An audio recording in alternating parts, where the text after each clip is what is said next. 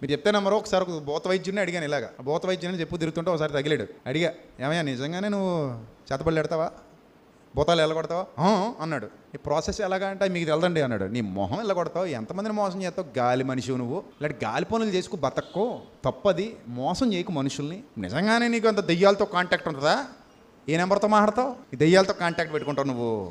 అంత అబద్ధాలు వాళ్ళు చెప్పేవని వాళ్ళు బతకడం. నువ్వు నిజంగా అంత దెయ్యాలతో కాంటాక్ట్ ఉంటే నీ దగ్గరికి వచ్చి 20-30 నిన్ను అడుక్కొక్కర్లా, ఆ దెయ్యంతో మాట్లాడుకుని. ఇవ రాజమండ్రిలో ఏవి అప్పారో రోడ్లో పెద్ద ఫ్యామిలీ ఉంది, వాళ్ళ ఇంట్లో బాగా బంగారం డబ్బులు ఉన్నాయి. నువ్వు ఆవిడ మీదకి వెళ్ళి ఆవిడని ఆవహించేసి, నేను అక్కడ ఆర్కే టిఫిన్ దగ్గర ఇడ్లీ తింటా ఉంటాను, మూట కట్టి తెచ్చి నా దగ్గర ఎట్టేసి వెళ్ళిపోమను. అలా పట్టుకొచ్చేద్ది, ఏం ఎరగనట్టు పట్టుకొచ్చేసి అక్కడ పెట్టేద్ది, పెట్టేసి తాటా చెప్పి వెళ్ళిపోద్ది. వెళ్ళిపోయి ఇంటికి వెళ్ళిపోయి మామూలు పడుకుంటుంది. ఆవిడ వదిలేద్ది దెయ్యం. అయ్యా అని చూసుకుంటే బీరో ఖాళీగా ఉంటుంది. వీడికి వచ్చేస్తాయి కదా డబ్బులు. అంత దెయ్యాల మీద అధికారం ఉంటే ఆడు గాలుడు అనమాట. అందుకని ఇద్దరు 100-50 కోసం